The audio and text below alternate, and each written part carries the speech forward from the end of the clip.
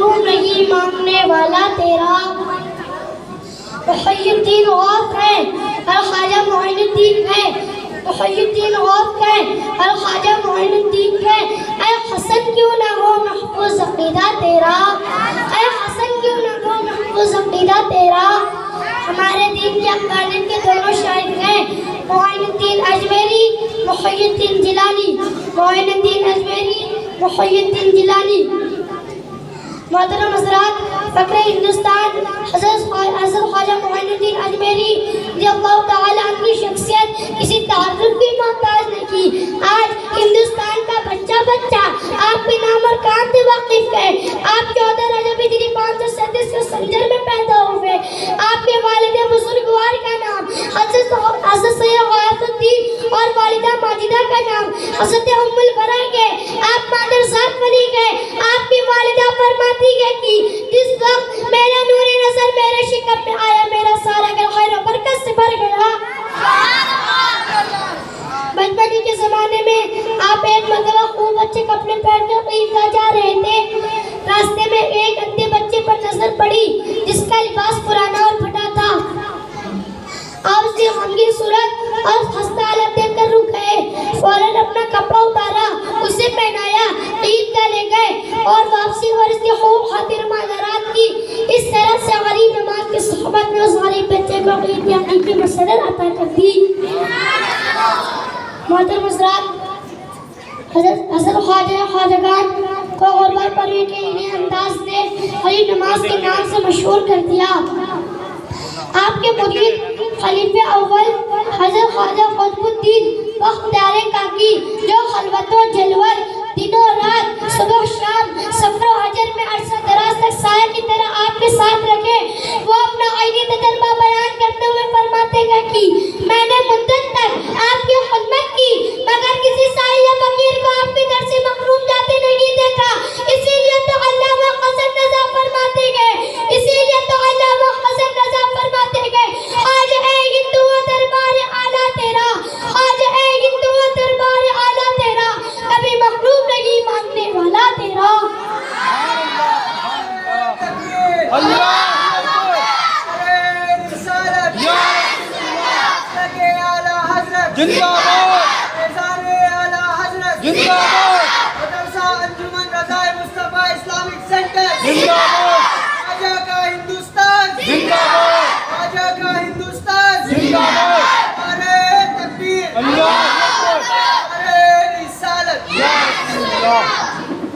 محترم حضرات، حضرت سرکار غریب نماز حشت الہی کے پیکر اور عشق رسول کے مجسمہ تھے۔ آپ کی زندگی کا ایک ایک لمحہ شریعت کی پاسبانی و پاسداری سے عبارت ہے۔ آپ کے خوف خداوندی کا اس سے بڑھ کر نمونہ اور کیا ہو سکتا ہے کہ آپ مسلسل 70 برس تک رات میں بستر پر سوئے نہیں، دن میں روزہ رکھتے اور پوری رات عبادت میں گزارتے۔ اس طرح سے آپ نے عبادت اور ریاضت کی وہ مسائل قائم کی، اس پر دنیا آج بھی عشق کر رہی ہے۔ یقین عشق الہی اور خوف خداوندی کا تمرہ ہی ہے کہ آپ کی ذات منبع فیوز و باوقار بن گئی۔ اگر نگاہ دلال ڈالتے تو پتھر کو پانی بنا دیتے، اگر کسی بگڑے انسان پر نگاہ پر جمال ڈالتے تو اسے وقت کا ولی کامل اور شیخ طریقت بنا دیتے۔ اگر کسی بادشاہ سے ناراض ہوتے تو قیدی بنا دیتے، اگر کسی مسافر کو نوازنے پر آتے تو تخت و تاج کا مالک بنا دیتے، اگر کسی کا ظلم ثابت ہوتا تو اسے سخت سے سخت سزا دے دیتے، اگر کسی مقبول ہوتا تو اسے زندگی کی بہاریں عطا کر دیتے۔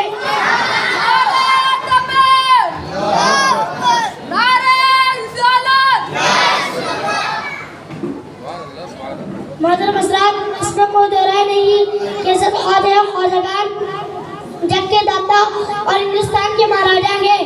انہوں نے اگرچہ لوگوں کے سروں پر حکومت نہیں کی مگر دلوں پر ایسی حکومت جس کی مثال مشکل ہے۔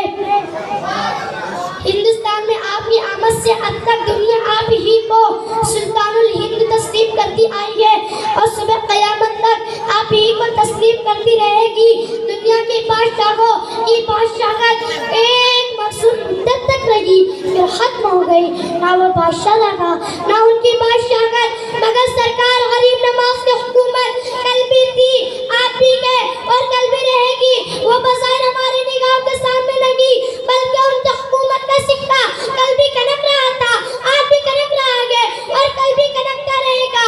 اور بھلا کیوں نہ ہو کہ یہ کسی دنیا دار کی عطا کردہ حکومت نہیں، بلکہ سرکار قرار کی عطا کردہ حکومت ہے۔ محترم حضرات، مسلسل 40 سال تک ہندوستان کی سرزمین پر دین حق کا پرچم بلند کرنے کے بعد آسمان بلاد کا یہ چمکتا سورج 6 رجب المرجب 1333 کی دھرتی پر غروب ہو گیا۔ وصال کی رات عشاء کی نماز کے بعد آپ نے رہا اختیار کر لی، اپنا حضرہ بند کر لیا۔ پوری رات ذکر حق کی آواز آتی رہی، رات کے آخری سے آواز بند ہو گئی۔ جب فجر کے وقت دروازہ کھول کے دیکھا گیا تو آپ اپنے مولا کے حضور پہنچ کے گئے اور پیشانی اقدس پر یہ غیلی تقریر لکھی ہوئی ہے: هذا حبیب اللہ ما تافق باللہ، اللہ کا یہ محبوب اللہ کے محبت میں مر گیا۔ ابر رحمت ان کی مرکز پر غور باری کرے، ابر رحمت ان کی مرکز پر غور باری کرے، حشر تک شان کریمی ناز برداری کرے، حشر تک شان کریمی ناز برداری کرے۔ دعا ہے کہ اللہ تعالیٰ بروز محشر میں اور آپ کو سرکار غریب نواز کا سایہ نصیب فرمائے، آمین۔ وما علینا الا البلاغ۔ السلام علیکم ورحمۃ اللہ وبرکاتہ۔